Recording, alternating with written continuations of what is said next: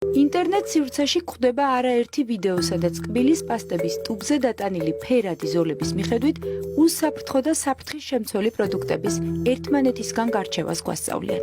სინამდვილეში ფერად ზოლებს სულ სხვა დანიშნულება აქვს და საერთოდ არ აქვს კავშირი კბილის პასტის შემადგენლობასთან. ეს ნიშნულები გამოიყენება მხოლოდ იმისთვის, რომ ქარხანაში გაიზომოს თუ რამ სიგრძე წუბი უნდა მოიჭრას და შესაბამისად ის აპარატი, რომელიც ამას აკეთებს, ამ ნიშნულით ხვდება, როდის უნდა დამთავრდეს წუბის, ასე რომ ვთქვათ, სიგრძე.